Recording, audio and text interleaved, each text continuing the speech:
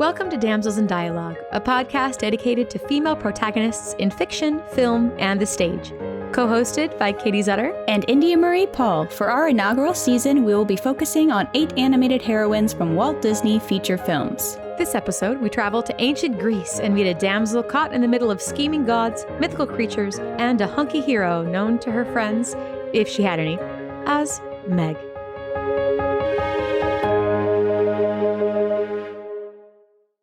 So today, as we mentioned, we're talking about Meg from the 90s movie Hercules. I feel like a lot of action-y non-princess movies followed that dump of Belle, Ariel, Mulan. Like there was a bunch that happened right in a row. And then this was kind of that era of the more action-y non-princess Disney movies. They're trying to find their way again, and then they switched to CG. Yes. So it was like a last attempt at hand-drawn that wasn't fairy tale, and then they flipped back after Princess Frog to full CG sense. I'm very excited about this episode because I know a lot about Greek mythology, but I actually know nothing about Megara's real origins. From what I understand, it is not what happens in this movie. No, she does not really exist. What? So, we'll let's start with, okay, normally what we would do is we would talk about the origin story and then the film and then moving on. So, but this one is annoying because the origin story, and they were so proud of it. They were like, Disney was like, we did a thing. We made our first based on Greek gods stories. The first movie from it that we've done, it'll be great. And then they wrecked it so beyond recognition. It's insane. Really? If you're going strictly Meg, well, first of all, if you want to just go straight Hercules, they used the Roman name. Yes, I did realize. So that was really annoying. It's Hercules. Hercules is the Greek pronunciation, and Hercules it's like is spelled Roman. Totally different. Yep. So that was the first. When I was casually looking it up, it was like, Greece did not like it. I'm like, why? That was such a fun movie. Like, and it is. It's a really enjoyable, fun movie. So I'm like, man, why didn't they like it? Well, so going specifically into Meg, they took nothing from Meg. The story of Megara is that she is the princess of Thebes. Her father is the king of Thebes. Creon? And he comes and saves the day, and Creon goes, thank you. Here's my daughter who's sweet and innocent. And then they get married, have children, and Hera goes, I hate that he's happy because he's not my son. So she drives him mad, and Hercules kills his sons and children, which it varies between the stories if there's 3 or 9 children. And sometimes Meg is killed and sometimes she's not killed. Either way, she is always known as a tragic character, and Hercules atones for it. He has to complete 12 things. That's where it comes from her death, because Hera didn't like that he was happy. That Hercules was happy. Yep. Has nothing to do with Meg. Meg, the only thing about her is that she is, and that's why they like her in Greece, is that she is this truly tragic character, completely innocent, sweet, kind, caring. Like there's nothing really about her. She's not just sassy. She's like this pure she has princess. No personality. She's a princess. No, she's of Thebes, and Hercules you don't know anything about her until she is only used to be tragedy for Hercules. She is not mentioned until Hercules saves Thebes. So she looks nothing like Meg from the movie. Nothing. Great. So they didn't take anything from that, to be honest. The only thing they took from that is they were married. And that was Hercules' first wife, because he had a couple, right? Okay. Okay. And that's it. So that's where they took the name from. And it had nothing. So that is really, that made me really angry. How far she has fallen from princess to like enslaved minion of Hades. It's just, they made up her character, which I'm fine with, but I really dislike that they are falsely advertising this. Yeah. And that's what Greece was like too.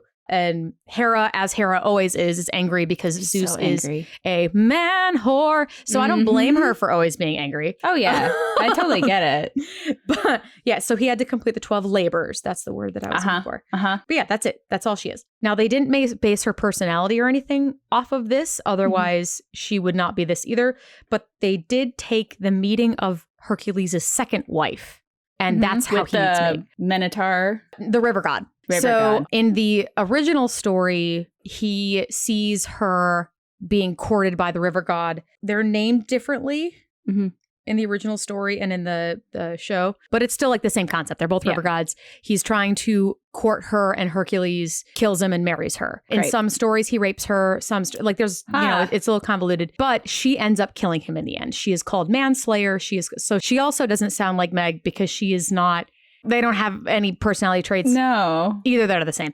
So how both characters, I appreciate them on their own. I think they're cool. I'm going to say her name wrong, and I'm so sorry. Deianira? So that was the second wife. Like that. And she has a lot more to her. Okay. Because she did kill Hercules, and there's plays where she's the main character and stuff like that. So they're still great, but they are not like Meg at all. Yeah. The story itself, too, which we can talk more into the after hours, does not reflect almost any of the gods correctly. Yeah, definitely noticed that. Yeah, something that the Greek really, really disliked was the portrayal of Hera and Zeus. Zeus especially. Really? They were very angry because Zeus is a terrible, terrible he's character. Awful. He is not a kind, loving father. No. So they were very angry. They were really upset. So things that they did that made Greece angry. They used the Greek myth and changed the plot and characters almost beyond recognition. They added Christian theological themes.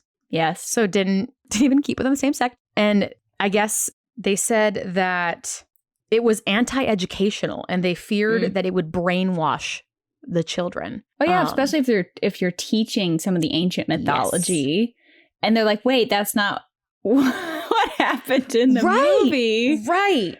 It just and something that one of the articles brought up that I wholeheartedly agree with is why do they keep the names? Why not say, you know, we had inspiration, based it off of Greek mythology, and then make everything else up?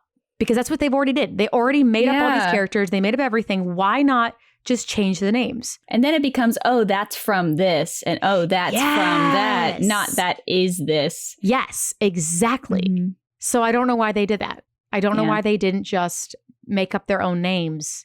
Yeah, because it might be mythology, but it's still a very historical, very important part of the culture of Greece. That's what they love. And it's like, how dare you wreck that for them? Like, what? Yeah, it tanked in Greece. Yeah, like, theaters lost money. I did notice watching that the gods felt very archetypal, and that they were given kind of one trait for use of comedy, more so than I remember. It was very much a comedy. They purposefully did it a comedy because they had gotten a bunch of crap for doing Too dark. Hunchback and Pocahontas and a couple other like darker ones right before that. So they're like, this will always be a comedy. And maybe that was where they went wrong, is they were like, maybe don't pick someone's culture to make a comedy out of. Yeah. But, I don't know. But going back to the Megara inspiration, since it's not actually based on any Greek mythology, so they actually based her on Barbara Stanwyck's character in The Lady Eve from a movie in 1941. She is your classic hooker with the heart of gold character type. Yes. She uses her feminine beguiles, feminine wilds, feminine wild. What is that phrase? The sass. Wilds is a good one. Wilds, that one? To woo a married man. Okay. For a scheme.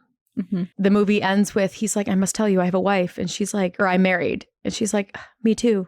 And the movie ends. So great. Cool. I haven't seen the movie, so you know there may be more to it. So great. They also used a little bit of Lola from Damn Yankees. Oh, I can see that. Also a hooker with a heart of gold and seductress. Like she's very much a minion of evil below that. Yes. Yes. I did read that they were very much looking at the screwball comedy genre. For this movie, which I definitely felt. As far as Megara, very, very Lola. And for this, they really, really wanted the same voice actor to sing and speak it. That was really, really important to them. So one little fun fact before we get into the person who changed this character, Audra McDonald auditioned. What? Yeah. She would have been a very interesting choice. And Meg would not have looked like she does today because Susan Egan, she asked to audition and Disney said no. Because she was Belle on Broadway, right? But that they were like, you're not right. Yeah. You're too pretty and soft.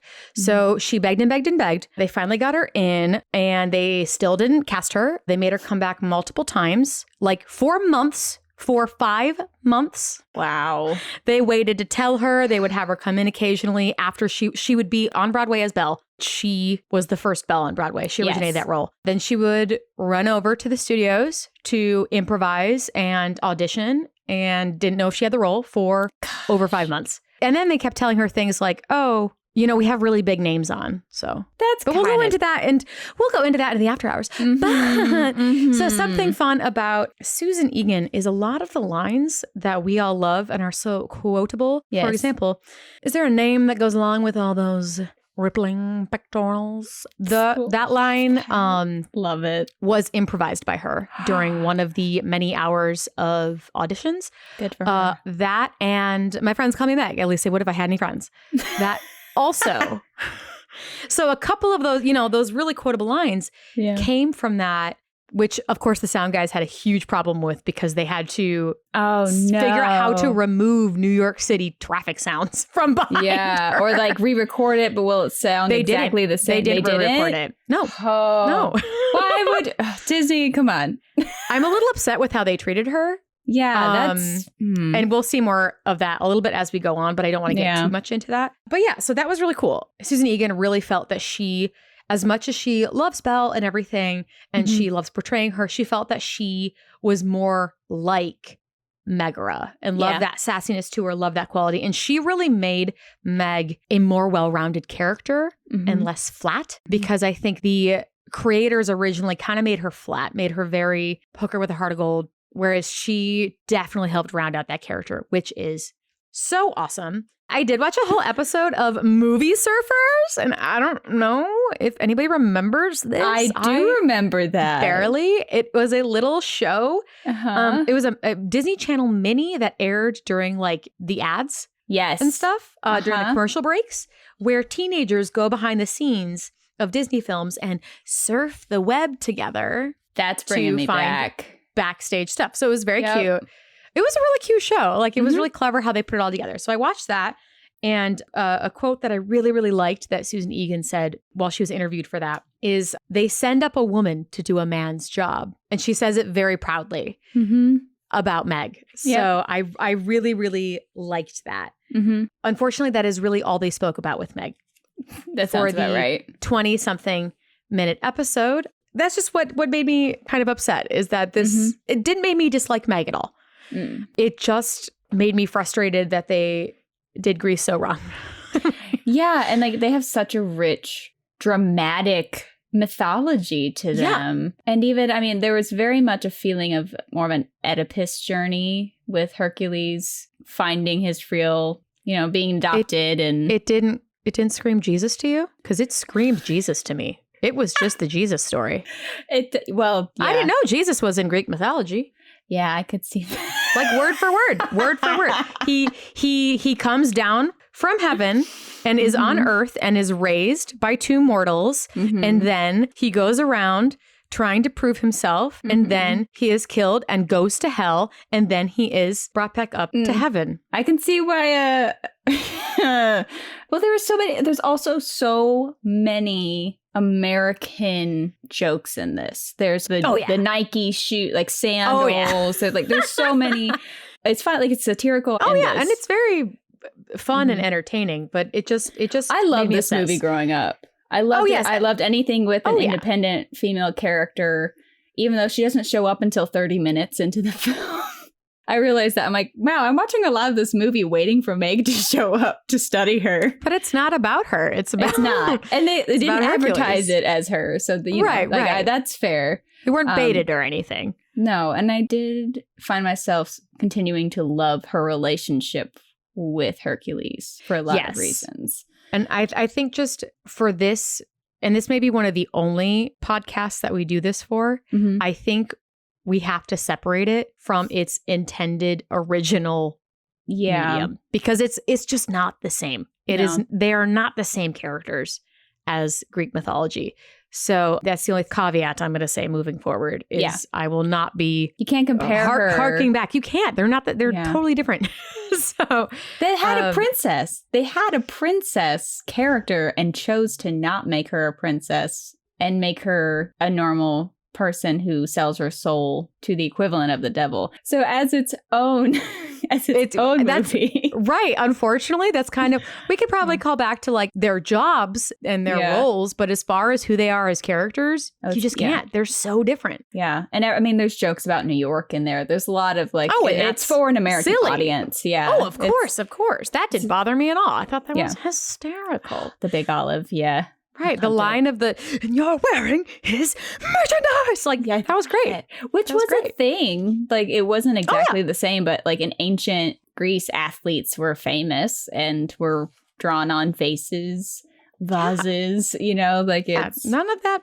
It's just the characters. Yeah. But anyway, we can continue on into the actual movie and just dissect that on its own. Yes. And the supervising animator for Meg is Ken Duncan. They also did Belle. Ooh. And they worked on Moana. I'm not sure if they were who they were the supervising animator for, but they were the supervising animator for Belle. They also were the only lead animator of a main character not mentioned in the Disney Surfers. Everyone else was. He said something... I remember looking up because I always like to look at what the style was because this is a very stylized movie. Oh, they tried to go off the Greek. They went vase-like. That's why her hair looks like a vase. Yeah, that's why I realized going through that I really think they did take from the Greek paintings. It really felt like they took from those angles and those kind of odd shapes because like she has really long eyebrows and she has really pointy lips. And so they are very characterized and stylized. Oh, yeah.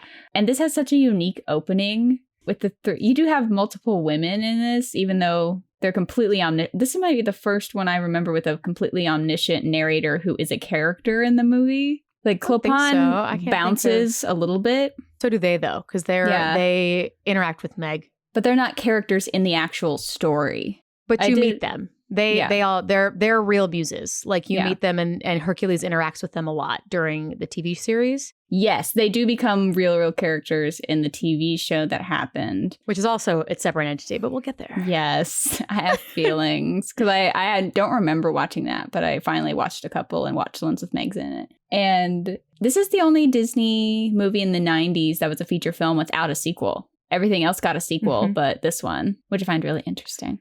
I think it was, I don't know. I didn't feel like I needed a sequel. I didn't either. Yeah, I love the girl gang though. It's great. I do love the body image is great. The music is definitely beautiful in this. It has nothing to do with Greece. It's gospel and R&B. It almost was Spice Girls. Fun fact, the Muses were supposed to be the Spice Girls and they turned it down because of scheduling issues. Thank goodness, because that just would... Not that they wouldn't have been fun, but come on. The gospel Muses killed it. They were so good. They were amazing. The shortest one, I kept thinking that the shortest one is Thirsty. She is so the whole time. Attracted to Hercules. And they all are, but she's like alarmingly attractive. Yeah, I'm like, attracted to him. You're okay. Like, it sometimes pushes the boundaries a little too far in the TV show, but in the movie, not too much. I think the movie is just enough where it's funny. The movie keeps the cap on it. TV show goes a little crazy with a little of the sexual tension.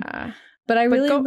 No, what were you going to say before I jump back to Meg? Oh, I was going to jump us right back. Oh, great! Yes, let's jump back to Meg. We have the Muses, and then we kind of disappear from that world. We kind of focus completely on Hercules, which is great. But Meg... Obviously, we all know she's sassy and confident. We love that about her. Yes. I love that in the first scene, she pushes Phil off her lap after he does not ask. And just so gross. Yeah, he's real gross. He's real gross. He did not age well at all. He is a creepy old guy.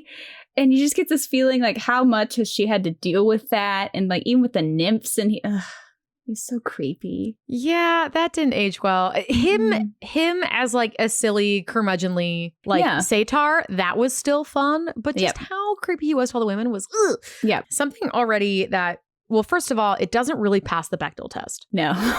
The only time that maybe you could count it, but not really because they're talking in a group, is when they're standing around the fountain, and Hercules and Meg are not there. It's the people talking about all the disasters going the disasters. Yeah. And it's the two women, but even then they're not, they're talking Named. to a group. They're not talking to each other. Yeah. So, and they only say a line or two to each other. Everything else is to the group. So Yeah. I don't even know if that I wouldn't counts. count it. At least it was still pretty small, but at least in Peter Pan earlier, which was sketchy too. Yeah. At least it was like two women looking at each other, having a conversation with each other and no one else. That is true. That never happened.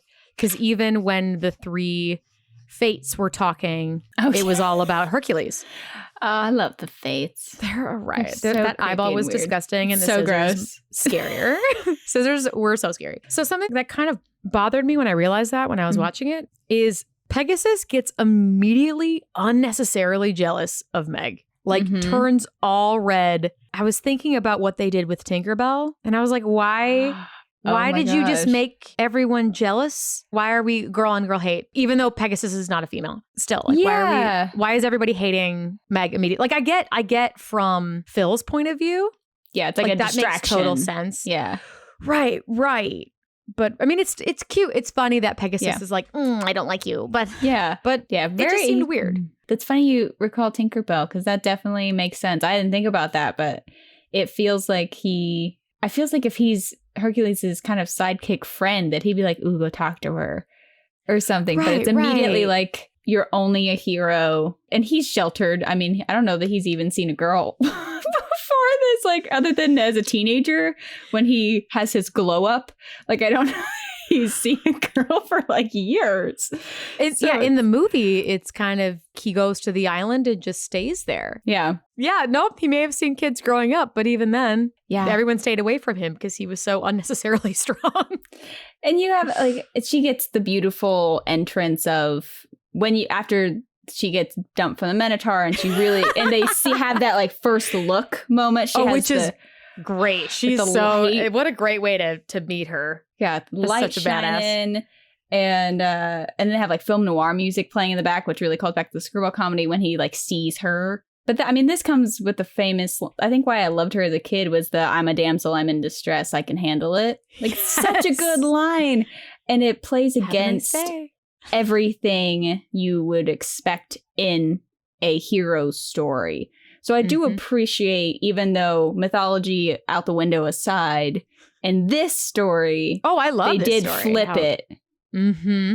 They flipped the hero being this kind of naive, very awkward guy with like, it's buff, like, and she calls him out on it all the time with the pectoral line, and like he knows nothing. As soon as he actually gets to talk to her, he realizes how much he doesn't know, and you get the feeling that she's a lot older than him.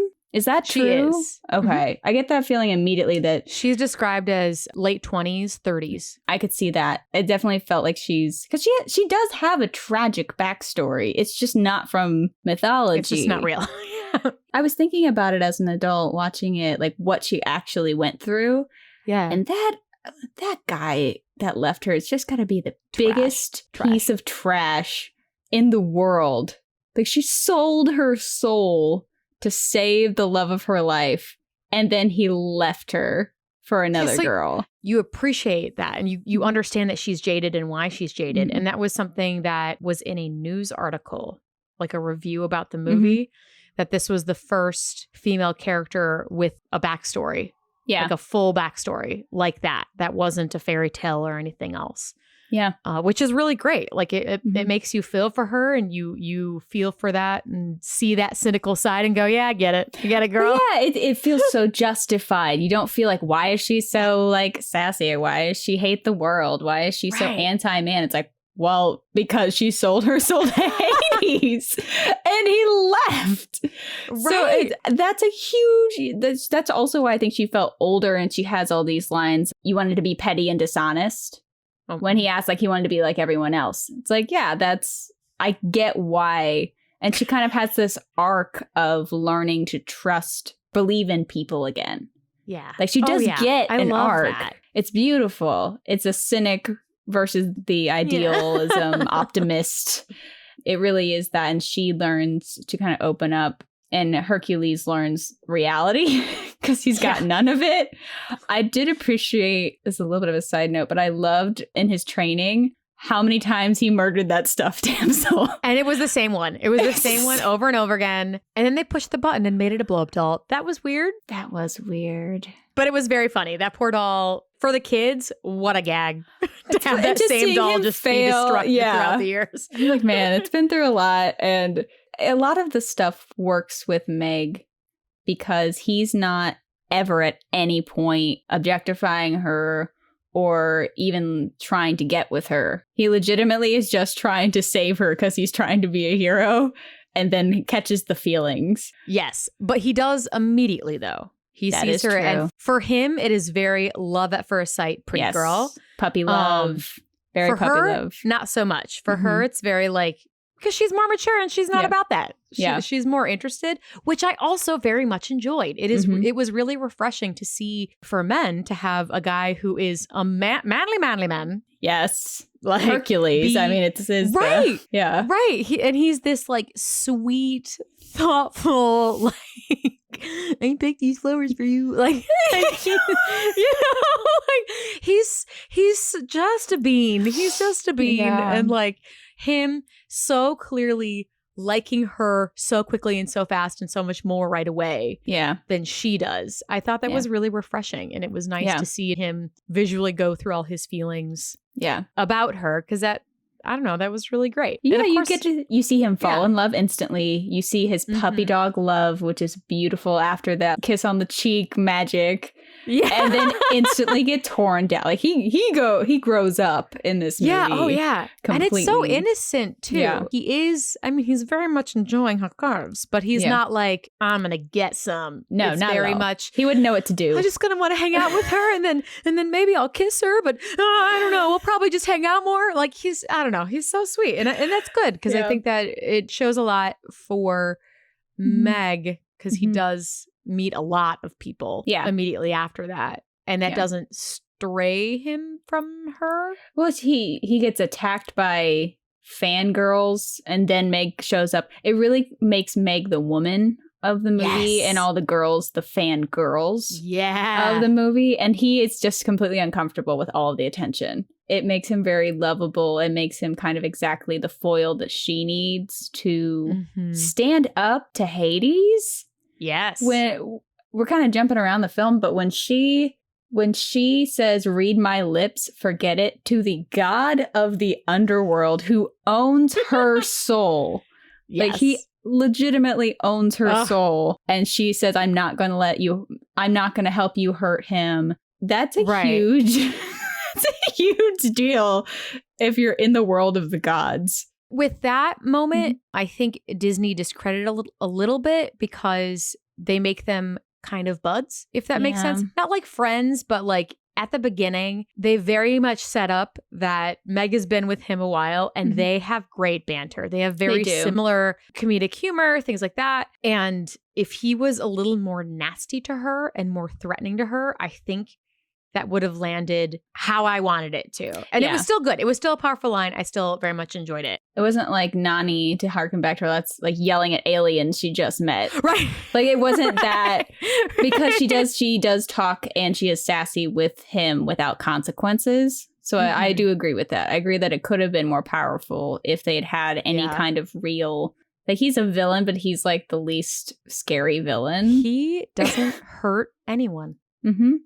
He does not ever hurt anyone. The only things he does is he will pay or manipulate other people to do things. Yeah. But he doesn't even think twice about at the end when Hercules is like, she can't be hurt. And he's like, I'm not going to hurt her. Of course not. That's fine. Yeah, it's fine. Like add that clause. Yeah. Like Why not? Which ended up being his demise. But I do really enjoy their relationship. It was very unique. And she may be the only one who has that moral ambiguity quite as big of any of the shows because like I said, when you first meet them together, and she's like, you know, he made an offer I had to refuse. And Hades is like exploding and she's like matching him line for line. Yep. And he's bantering back at her. He explodes things because he's angry and she's so used to it. She dips down like, okay, is your temper tantrum done? Right. Like, right. What do you want? And this is an average Tuesday. Excuse me. He does always hurt, pain, and panic. Oh, those two. But never her. And she definitely gives Pain and Panic a lot of shit. Which they deserve. They definitely deserve. But she's not evil. No. She is forced to do the things, but she's accepted that she's who knows what other kind of things that she's done for Hades. Oh, yeah. I think at this point, because of her backstory and everything, which gives her validity to everything, she's in it for herself and that's it. And it isn't until... Like, she probably did a few evil things and helped because she's been working for him for years. So that moral ambiguity is definitely there. Yeah, she didn't think of any of those evil things, but she still conducted them. But it isn't until Wonder Boy starts to change your mind. And I do appreciate that it takes time. Yes. It takes time. When the Hydra starts to happen, the Hydra comes out and she's like, get away. But it's very half-hearted. Yeah. And then when he wins, she's like, ha! Like it gets more. And you see her fall in love with him and see her change her mind, which I love witnessing that growth and not having it be instant. Yeah. It's like she probably has done things and manipulated people for Hades before this. But it takes someone who truly is pure at heart and innocent for her to realize she doesn't want to do it anymore. And she does have that, and that's what brings her to the read my lips. But she is one of those teetering on the lines of I could see her having done a lot of things she's probably not proud of. Well, of course. And it takes the optimist or the sunspot to change her. I actually started getting really weird connections to Rapunzel in this with Flynn. Oh, yeah, they're very, You have the cynic who learns to trust and be hopeful again because of the optimist. The cynic dies. And Disney reuses a lot it things. It was, it was one of those, like, this is a connection I never thought I'd make. It's funny you say that because we'll get onto the series in a little bit, but there's more Rapunzel references. That's so funny. That too. That's not direct, not they haven't like stated they've taken things from it. No, but you could, but it definitely there's too many parallels. It's she started in an iffy situation morally and then ends up choosing to do the right thing. Right. And then gets used against the love interest to think that they didn't love them. It's all coming out now. Yep. I would say I think Meg probably has a darker past than Flynn. Oh, yeah. Which is also kind of cool. To have this strong, very strong, independent woman, I can tie my sandals on my own. Tough girl. To be, like I don't know. That was really cool, and I think a lot of women related to that sassiness and that strength that she has, or aspired to have that amount of confidence. Oh yeah, yeah. Like that's to be able to say some of the things without falling in love with him, to say things to Phil that you hope you can to all the creepers. Right? Gosh. Yeah. That he bothered me with her. Like he calls her sweet cheeks. And then as soon as she rejects him, he instantly hates her. Oh yeah. Like instantly. And then it becomes a whole thing. He gets mad at Hercules the second that he accidentally scares off it's Phil. Yep. I kept writing in my notes too, like, she's manipulative, useful for Hades. Yeah. She's sneaky, clever, pessimistic. It's so interesting that she has so many qualities that a villain would normally have.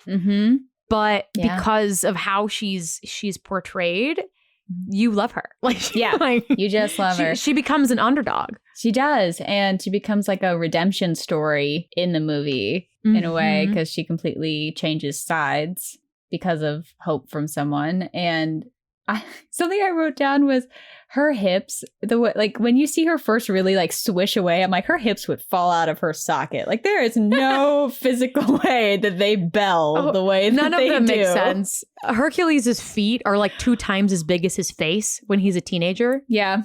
Like the proportions are so strange in the movie, but I think that was kind of, I didn't mind it because I think that was kind of the the aesthetic and the fun and the comedy, the over exaggeration. Yeah, that hip swing was real. That was a really specifically after the first meeting, as she's walking away, it's like bye Wonder Boy, and walks away, and it's watching you. It's like, oh, that's a lot of movement coming from her.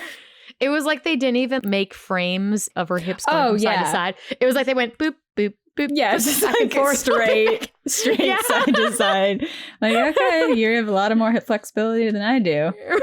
I did appreciate that Meg also didn't have a soprano sounding voice. Yes, that was on purpose. Susan Egan on purpose walked in. The directors did not look at her. They covered their faces and looked down because they kept, talking to her about her physical appearance and how that would affect the movie. Yep. So they wouldn't look at her, and they were trying to just take in her voice. And so she continuously auditioned with this huskier, lower voice that doesn't sound like Belle at all. No. I was really surprised when I realized it was the same person, because I listened to the Beauty and the Beast soundtrack and this character. Yeah, it's fantastic, and it really she created two very unique stories. Yes. She really helped make this character, and I really appreciate that of her, because Meg is very cool, including all her faults. Like, I think it's really, she's very relatable. She is, and she tries really hard to do what Hades wants and is good at her job. Like, she does completely make Hercules fall in love, but then catches feelings along the way.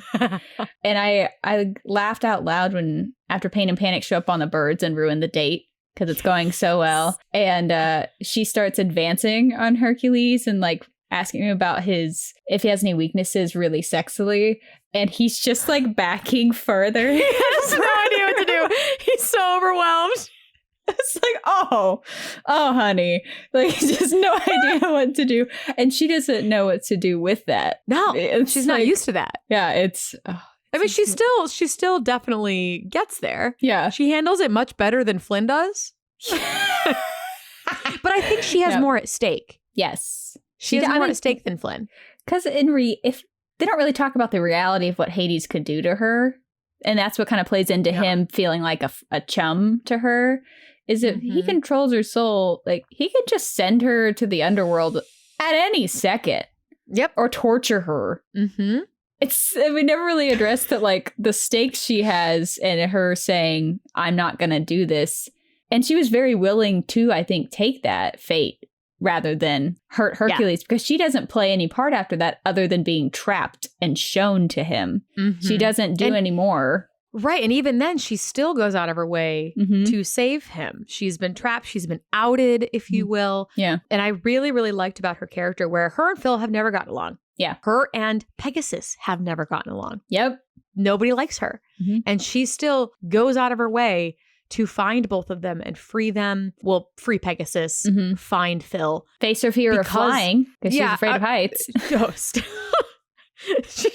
I also don't think Pegasus makes it easy on her. Oh, not at all. Not at all. I do enjoy the post-flight hair that they draw on her after her first ride. It's really entertaining. Yep, really like that.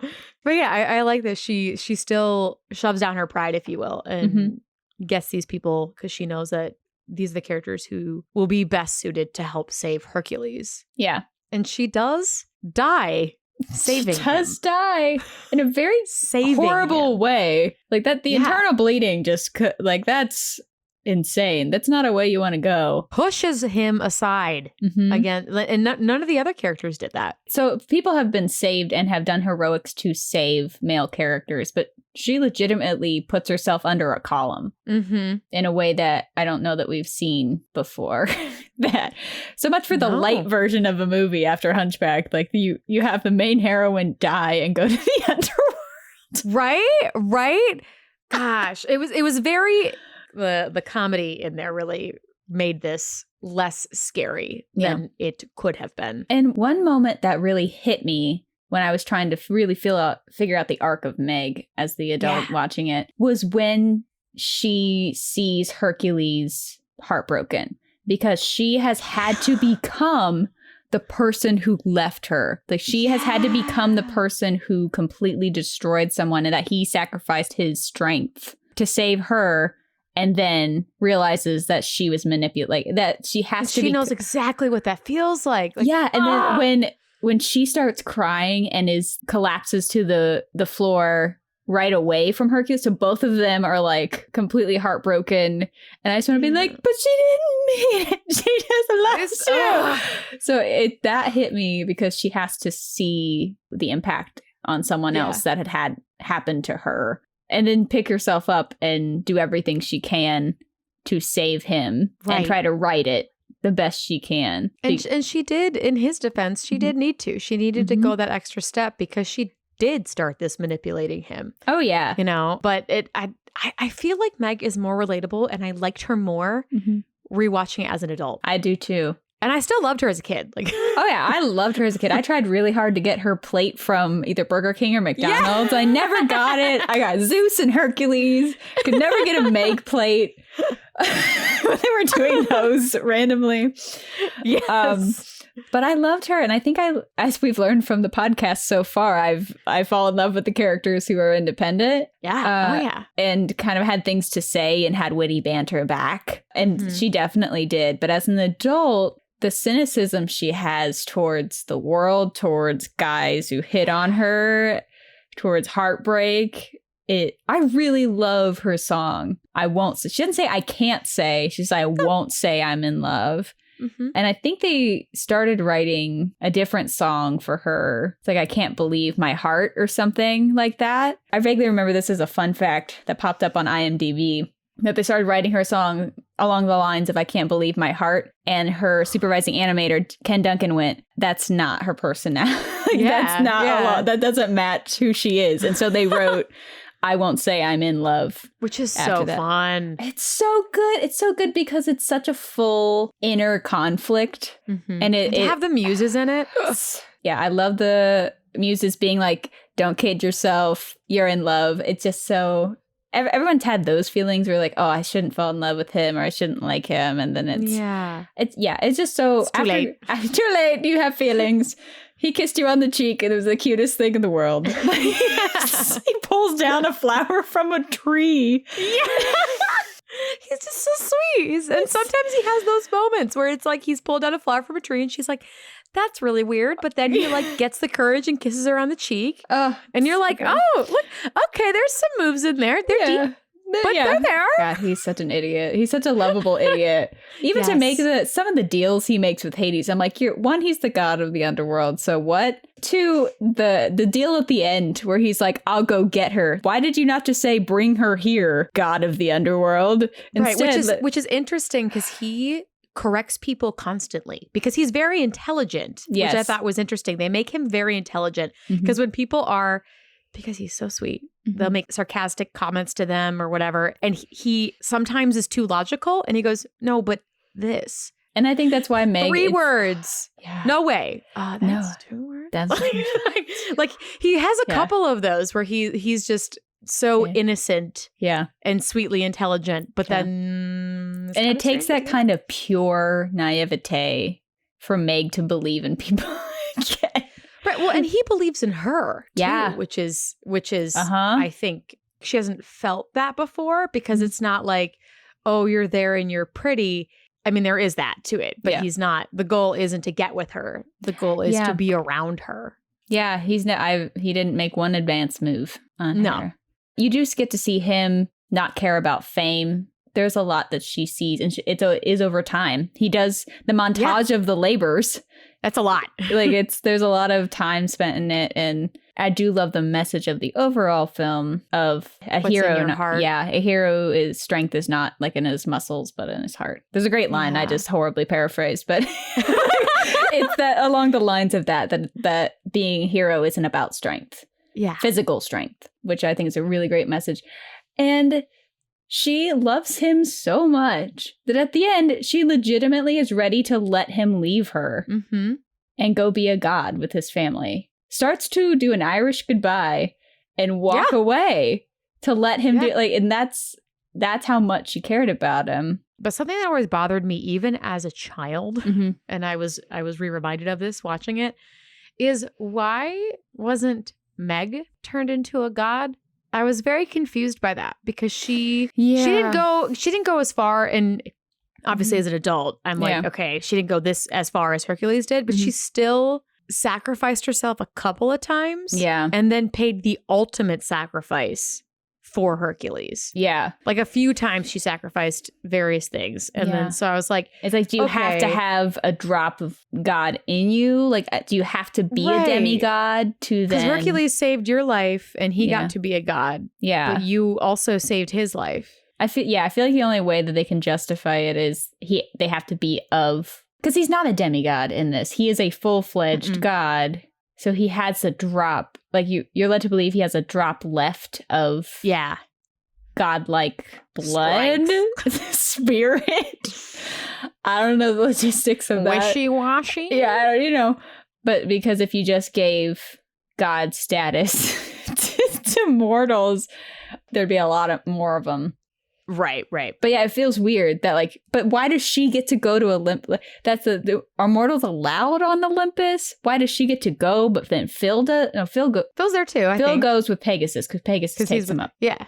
And are you telling me that if they could visit Olympus after this moment, couldn't he have just gone and visited his family? Right. There's just a couple of plot holes when they made up the story. Yeah. But still. But they made up the story. They did made up the story. Completely. But that was a beautiful moment at the end. And you do really, really like Meg. She kisses him at the end, which I always appreciate when it's the girl who makes that first move. That she has a full arc of finding that she wants to be a better person and finding a way to get freed of those, because even if she wanted to be a better person, she still has her soul. Right. But that's why she's not a villain, is because she has the catch of I have to do what he says. Yeah, she's contracted. Yeah. And then the heroic thing would be to choose death over immoral things. But that's why she's human. Yeah. And that's like what they brought up. A lot of newspapers, when they were making reviews of the movie, they really liked that moral ambiguity. It made her very unique. Before we get onto the very brief synopsis or brief television chat series. About the television series, I had to look it up because I laughed really hard when you first meet Pain and Panic, and Pain says, your most lugubriousness. Yeah. So I looked it up because I'm like, is that real? Is that a word? Or is he just saying silly nonsense? Which could be either. Yeah. It means mournful to a ludicrous degree. Like mournful, distressing, dark, to just an absurd degree. Yep. So lugubriousness. Lugubriousness. It's great. I gotta throw that around somewhere.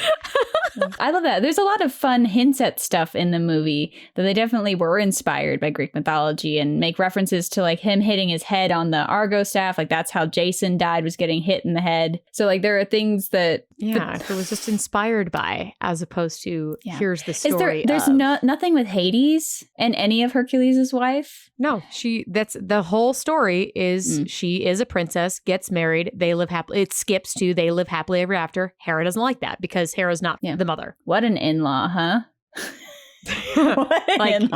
There's nothing. Meg does nothing, but she is the tragic innocent. Hades does have lots and lots of stories with ladies but they just made up their own story, which is fine. I just wish they rolled with that. We were inspired by this, and because if you look at it from that end, it's great. Yeah. The false advertising I don't like. Speaking of false advertising, this Hercules animated series. Yep. Now, 98. I get that a lot of them take liberties when they go, because they're trying to make a series. They make things a little more kitschy. Yeah. They have to fit little stories in. One we talked about earlier was the Lilo and Stitch one. I think that was a pretty well integrated. They did lose some of the character development from some characters. Yes. To make it more kitschy and fun. Yeah. But it chronologically really fit. Yeah. It made sense. It was very clever how they did it. This, I would prefer to take it out of context and make it its own thing. It doesn't make sense. It doesn't make sense. It's still fun. It's still a very cute show, but it doesn't make sense in the context of even the lore that Disney built. Yeah. Because you're meeting gods left and right who don't live in. Well, they create him as going to a god's high school while he's a teenager, but that's when he would have been in the mortal world or right. So they're in the mortal world with gods that are there. Yeah. And so that's kind of strange to me. It's still cute, but definitely take it once again as its own thing. And the reference to Rapunzel is Cassandra. They just copy pasted her. She's the same person. They did. And then I did enjoy that they made her Cassandra the kind of crazy seer, because that is in Greek mythology of Cassandra, especially in, I think she's in the Agamemnon mythology, where she's the one who predicts what happens to him. I'm trying to use my theater degrees trying to go. And they do take bits, like everybody's very loosely and poorly based on on a character, but once again they still use the real names, even though they change the stories and create different personalities. It's just the world is so cool that they built. I really enjoy it. I just why not just make it your own? It feels like they're using historic religious mythology for their own purposes, like just taking one trait or one kind of idea and then making it whatever they need for their story, which is why it probably ticked off a lot of people. But this one, what upset me about this series was the amount of like inappropriate sexual advances. With Icarus and Cassandra, it's like Icarus went real far beyond the silly quirky far, and also especially in the episode where there's only 2 episodes where Meg appears. Which is fine because it takes place before Meg exists. Just kidding. Apparently not, because in one of the it just doesn't make sense. They have this whole episode where they meet and it just doesn't make sense. They make it where Adonis is her ex-boyfriend that she only went on one date with. And that's what gets her to sign up with. But they don't really talk about Hades yet. And this is what leads to Hades. And I just didn't like that. I didn't like that at all. I didn't like that they just copy pasted the character. They copy pasted a bunch of lines. As well. That's the biggest thing I noticed was did you just steal everything from the movie? They didn't give her anything new. So I really didn't like that episode. I was really upset with it. And she wasn't, I don't imagine that she was really that cynical as a human being until she was completely burned. She might have been sure. But I don't buy that she was this horrible cynic, or even that she was double dealing, because she's kind of seen also as a antagonisty lying character. It just felt cheap. It was weird, and she looked kind of weird, but she was also really sexual, but she was a teenager. So it felt uncomfortable. And they were unnecessarily inappropriate towards Hercules. A couple of times. It went beyond, the movie was so cute and so tastefully done with the Hercules. You know, it made everyone laugh, and it was cute. And obviously he is built very attractively. He's an adult by that time. You enjoy it and you giggle and you say, yeah, girl, you're right. And you save the memes for later. But this, I feel like, crossed the line a little bit. I agree. The last episode is better. The final episode, that one I enjoyed more. There were still weird TV show, strange kinds of New Year's, but it was a TV show, so I was less upset. The last episode makes a lot more sense. It was cute. That was a cute, very, very Americanized. They're adults. It's after they've been married. They live in the suburbs, which cracks me up. And him, the fact that he hired moving guys when he is Hercules is...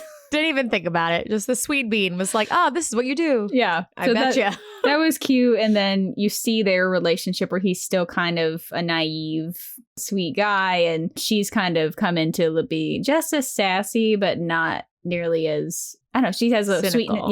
Definitely more of a sweetness to her. Episodes based around her discovering a yearbook that he doesn't want her to see, which is so cute. And so, it's fun. It's a reflection back on the other episodes, kind of. It was a really cute way to end the series. I thought it was very clever because you got the recap of everything. Meg and Phil got to have a time of no inappropriateness. It was just them enjoying learning about Hercules and knowing Hercules. So that I really liked. Do I believe that Meg would go so far against Hercules' wishes that she would take Pegasus and fly to an island to find it. No, that's not something that I think her character would do. But for the context of the story, it was, it was a TV show. So I'm like, okay, I will forgive that. It was still very cute. It was fun to see Hercules at the end go, what did you look like? Ha ha ha! Yeah, it's like, oh yeah, I'll take that episode too. The series had been... If the series had been like a 50s sitcom in a suburb of those two trying to fit in... Oh, that'd be hysterical. I'd be for it. That would have been so funny. And that was kind of what it felt like, the almost God and Meg moving in down the road in a beautiful little house. It was really cute. I did enjoy that. And after I watched them both back to back. So after the first one, I didn't know what I was going to get into in the second one. So yeah, there's not really much to... I think she was drawn kind of odd as the adult. The animation of the show definitely was more noticeably than other shows. Yeah. Like lower quality. And I don't know if it's just because the style was so unique. I think so. I think just seeing the style in the TV show, I noticed specifically with her eyes and her mouth was really inconsistent between shots. So it felt like there wasn't as solidified, because it was so stylistic in the movie. It was probably really hard to transition to somewhat of that, but not all of that. And then making that consistent and fast, I'm sure, was probably really hard. Right. So that kind of bothered me. In some shots, I'm like, that's not Meg. That's not what she is. But yeah, overall, I would definitely still take that a little separately. But I don't know. I like Meg as a character. I think she's really strong. I think she's very relatable, especially to adults. I think we've all been through, not selling our souls, but definitely been through hardships that make life harder, and then finding that thing, whether it be a person or a pet or a goal or something that kind of pulls you out of that. And I like that she retained her personality throughout, regardless of what was happening. They didn't suddenly make her sweet. Like, she's still herself. And I enjoy that. Yeah, I loved the transformation as an adult of the cynic who learns to believe or have a little bit of optimism again because of the joy of someone else, or because of the goodness of someone else. Because I think it's really hard to find. There's a lot of reasons to be really cynical, and I am constantly. So it's when you find those little bits, or those people that are really good, or the people that you can believe in or can find hope because of them, it's really beautiful. And you're right, she doesn't change who she is because of Hercules. She just shifts her optimism or shifts her perspective on the world. And it was really rewarding to see that, because she just has just as much sass at the end, and has a lot of good one-liners. She has a lot of good one-liners in this movie. So I enjoy a lot of so quotable, some really great little banter. I love that a lot of it was improv. I'm really interested to hear a little bit more about the backstory with Susan Egan, because she's so brilliant. And she's... Oh my gosh, yeah. Since Belle, this was the first heroine who was voiced for both singing and voice. So there was a lot in between that weren't. And that was really important to them, which is funny that was so important to them for the female character. And not for Hercules. That was strange to me. But I'm really glad, because I think she really helped build this character. Yeah. In a great way. She very quickly could have just been the hooker with a heart of gold, the femme fatale. And she is that character. She is, but with more depth, I think. Yeah. And I think I think I read that a lot of her little quirks and a lot of her emotions and her gesture came from watching tapes of Susan. I think Ken Duncan, who did her animation, was in charge of it. I think probably took because there are those little smirks or the smiles as Hercules is winning. It seems like she had a big influence, especially if she was doing some of the one-liners that make Meg so memorable. Lord. We're both doing great. 10 so for 10 good today. Both can speak really well. I'm gonna have a sip of tea out of that. But I really loved her growing up, and it's nice to revisit her and still love her. But also knowing that there's so much interesting drama in mythology, and for them to kind of be like, we're going to kind of write this story and use bits and kind of make fun of like Ares being just angry and Narcissus is looking in a mirror, you know, which is funny, but it's like they have it's very two-dimensional in their use of of the. But I am glad Meg came out of it, because I think for young girls, I think there's a lot of the Megaras from the Greek mythology. I think there's a lot of those out there. Those tragic innocence, kind of like how Rapunzel starts. A lot of the princess movies start like that, where they're just these sweet innocent girls who are in just terrible circumstances that they can't control, you know? So there's plenty of stories of that, but there's not many of the so mature, morally ambiguous. Yeah. Like, it's like the step after that first movie. Like if her first movie would have been the tragedy of falling in love and the guy leaving her and her being stuck in Hades' clutches. And this is her coming back, her redemption arc. Yeah. Her, like it's great. I'm really glad that they made her as a character and how they did. I'm not saying that young girls everywhere should look up to selling themselves to the devil, but no, don't do that. She made a mistake. That's the point. As far as like an idol goes, that, you know, she's really good, but maybe not top tier, like look up to her. No, it's like after your first heartbreak, seeing how Meg gets over it by learning to hope again. Not necessarily like you're going to jump into like the hunky guy who's nice, but that there's a coming out of the cynicism, or there is. And I do think the cynical versus the idealism in this movie is really evident in especially their relationship, but in the movie overall, because you also have Phil, who is a cynic who changes. You have Thebes, who are cynical, who changes. So it's kind of also the impact you can have on the people around you by being optimistic, by having that hope, by doing the right thing, by standing up for what's right, even when you have no strength. Yeah. You know, that's a big deal. Oh, it hurt. It hurt me. And it hurt me for her when she says he's about to go face the Cyclops and has no strength. And she says, "You'll die." And he just looks at her and is like, "There are worse things." And I just like, oh. Right in the heart. Girl, you done wrong the wrong sweetheart. To a real hero. Like, that can't feel good. And she doesn't walk away. She goes and helps. So she makes it right. That spurs her to motion. Yeah. She's like, I really, Yep. this is bad. Yeah. So she's someone who teaches you, I think, a lot. She's adult the aunt that everybody wants. That's perfect. She's the aunt that everyone wants. Yeah, she's not the like shining picture perfect role model, but she's the aunt you need to get through like the bad breakup. She's the aunt She's the aunt who brings you over and gives you wine. Yeah. Like, you know. That's exactly right. That's 100%. Love her. That would be a fun show. So everyone coming to Meg for like, I need to talk to you. Like, here's the wine. Like, let's go. White or red? What is it today? What level of issues? That's exactly who she becomes for the world. Love it. I like it. You gotta have those too. We can't all be bumbling bright spots of sunshine like Rapunzel. We can't I don't know. We need a little bit of everybody. Yeah. Oh, I love it. Thank you so much for looking all of that up, because I was very curious. There's a lot to dig through in Greek mythology. Yes, there is. But that will be for the after.